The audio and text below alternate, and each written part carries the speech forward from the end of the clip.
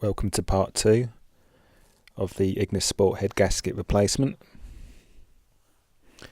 I recommend getting one of these pressure testing kits from the internet.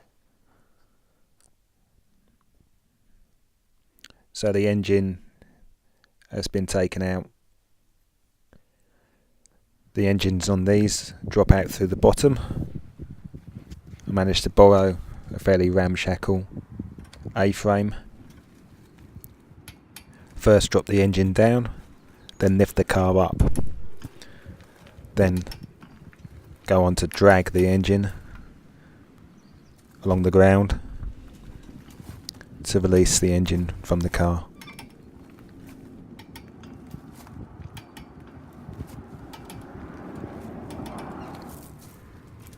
So not a glamorous job this.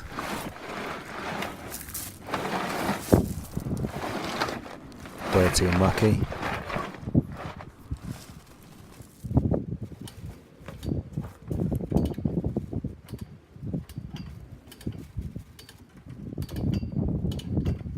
So now we're left with a fairly manky looking engine at this point of the project. We're very deep in now, no going back. And I wonder if it ever goes back together again. Also, we had a fair bit of time between starting this job and finishing, and I did start to forget where all the bits went. With the magic of editing here, we can make getting the gearbox off look easy. I can recommend an impact gun for this job.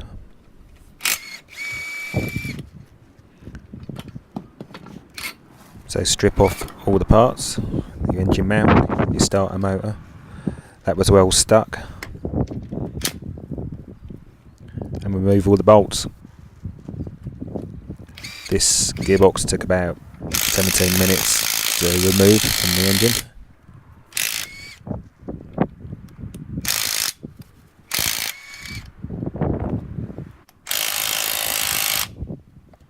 Fair few bolts here. All fine thread. There's a little bit of stiction on the dowels here, so I stuck a G-clamp on the other side of the bell housing, and then went and got a Thor's hammer, and that freed the tightness here, and then I cut to the gearbox falling off. Now straight away here I could feel the clutch release mechanism had problems, which I suspected. So something to come back to at a later date, but this is the time to sort this. Recorded on iPhones, iPads, a digital Sony camera and a GoPro. I've stepped down to 720p today because the iPad is full and I can't seem to be able to render this video into 1080. So there is already a clutch video online on the Ignis Sport channel.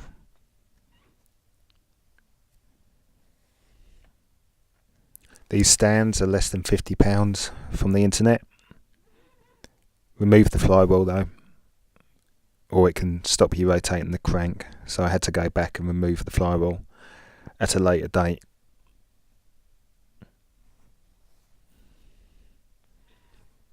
So some various angles of cleaning the gasket face here. I used some grease down the side of the pistons to try and catch debris. I used a wet hoover to remove debris from the piston area, and did as best as I could without stripping the pistons out and going even further with this job.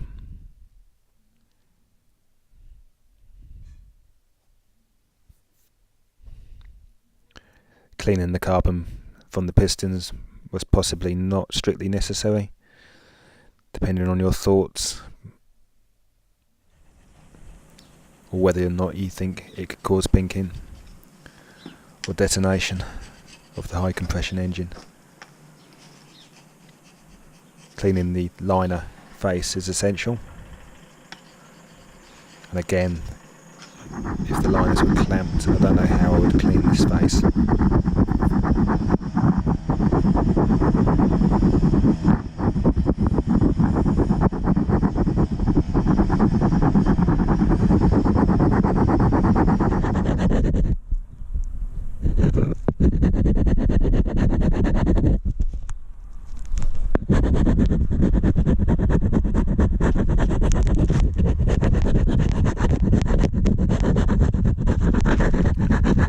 So some GoPro action here to make you dizzy, and fairly clean mating face here, fairly clean pistons.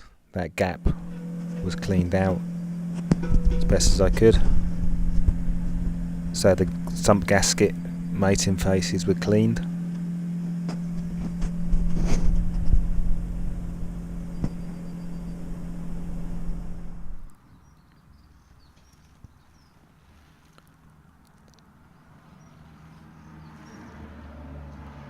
Little bit of a inspection of the bottom end here without stripping the whole thing down.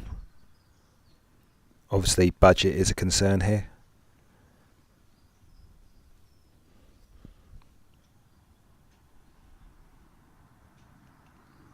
Not too bad as far as cleanliness is concerned.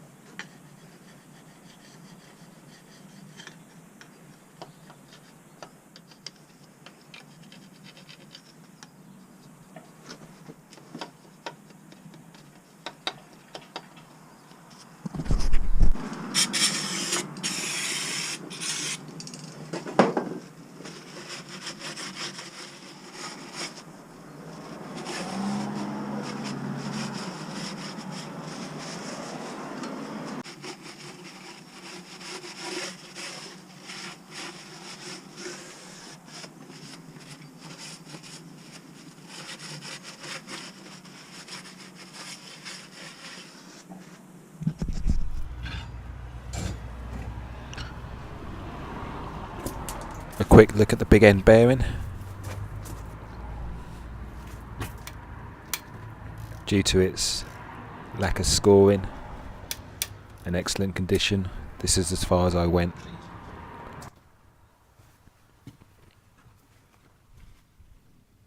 Just gave me an indication that the bottom end wasn't on its way out. Again, budget is a concern, and I did want to get this car on the road fairly soon.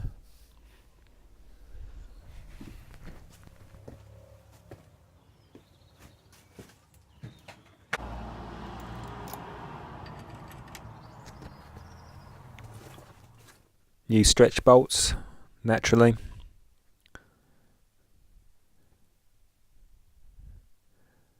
Sourced from Germany, as was the head gasket.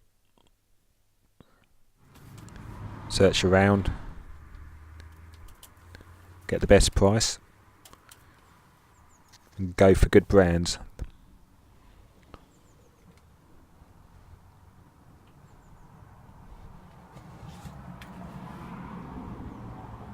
I could also recommend the Suzuki head gasket kit.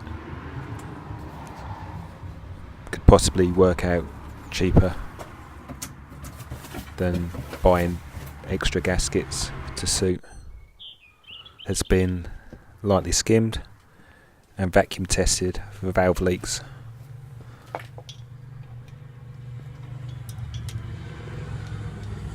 Make sure the seats of the bolts are oiled before torquing.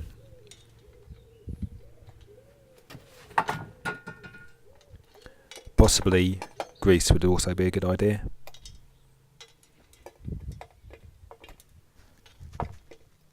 Stretch bolts or yielding bolts like these are used to make the engine easier to manufacture and create more consistent tension levels within the assembly.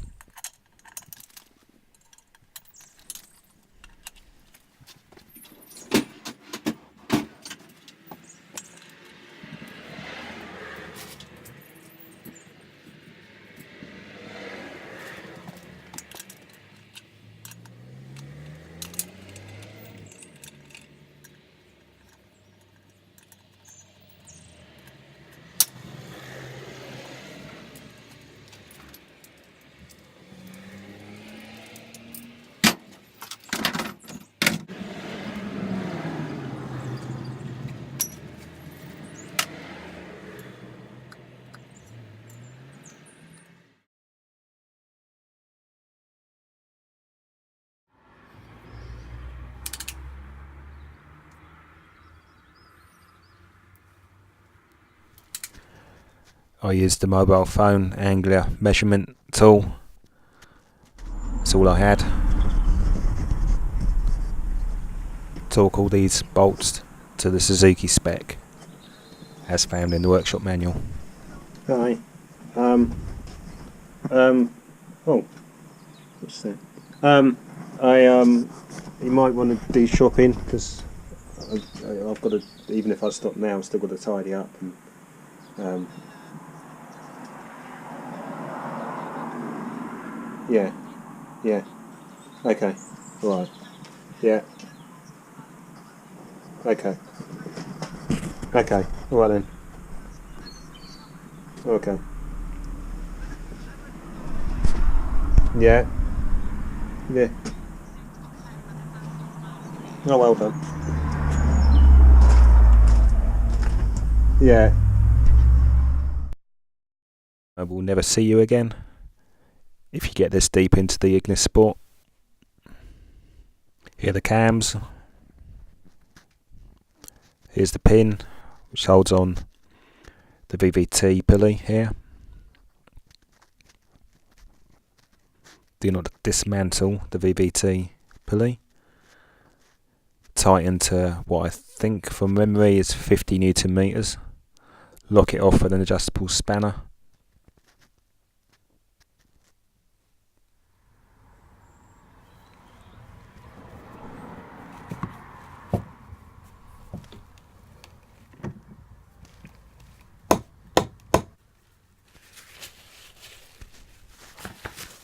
These cams were only visually inspected.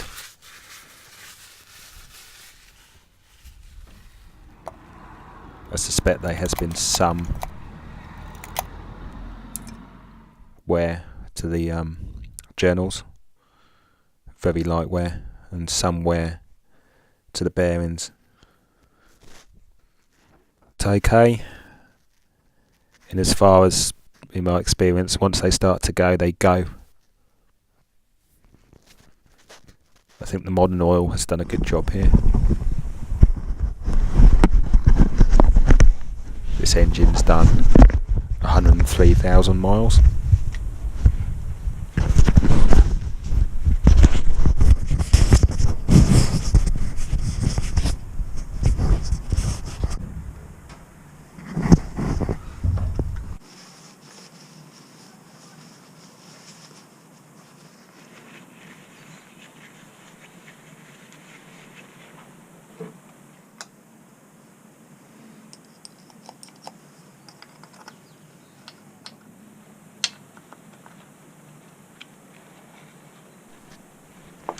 Keep your tappets in order using egg boxes. That's all I had to hand. Obviously a modern 16 valve engine takes double the time here.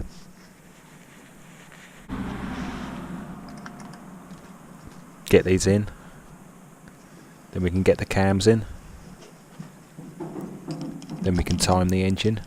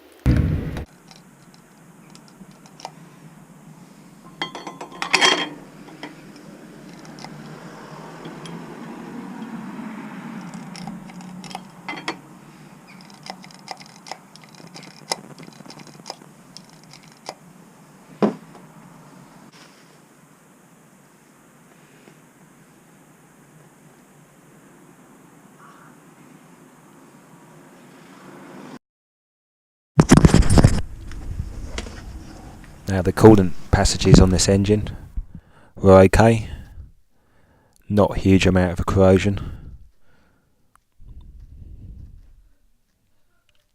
Certainly not a source of any engine cooling problems.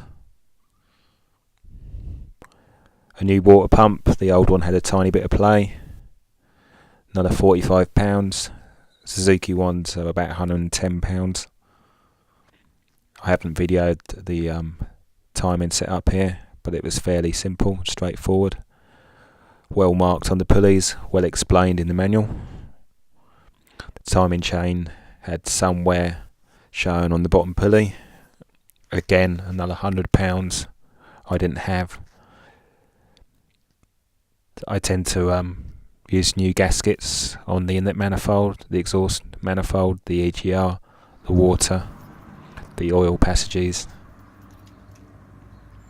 which adds about another £100 to the cost.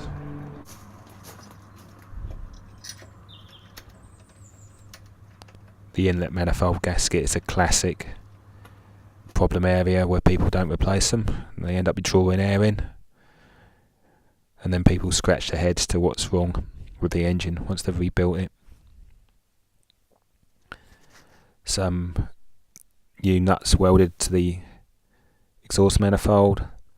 The heat shield was just tacked back on with some bad welding. You need to keep the heat in the exhaust and out the engine bay.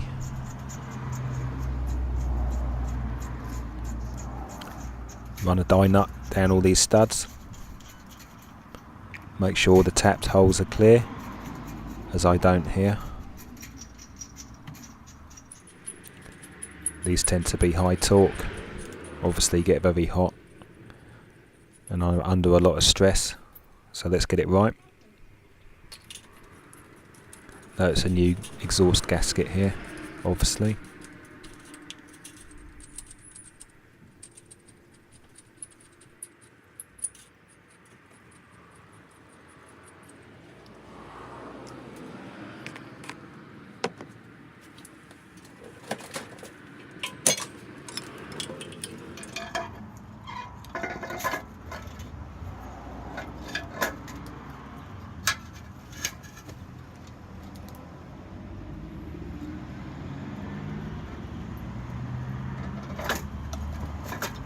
So these bolts here on the strain relief bracket here had some problems. So I ran a tap down these. Again, so an M10, fine.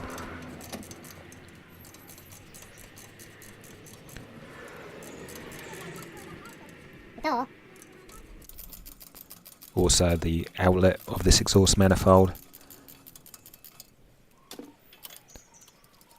The bolts here, one of them was very tight but came undone, so it already has a time cert in it.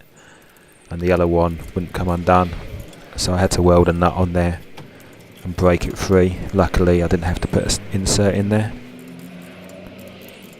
It's worth getting yourself some new bolts before you start this job, because the chances are the downpipe bolts there showing with the springs will be seized.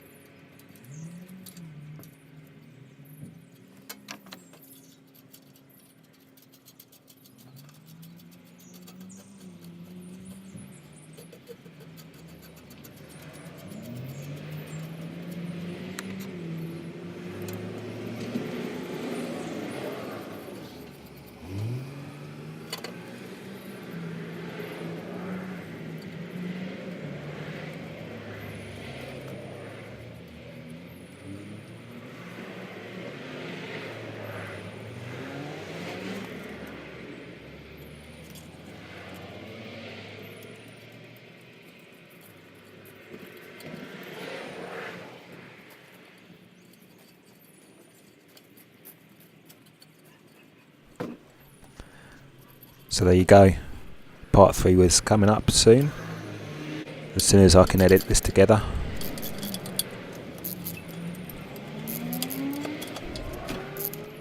Let's see if I can make some space on the iPad and improve my video editing capabilities. Hope this helps.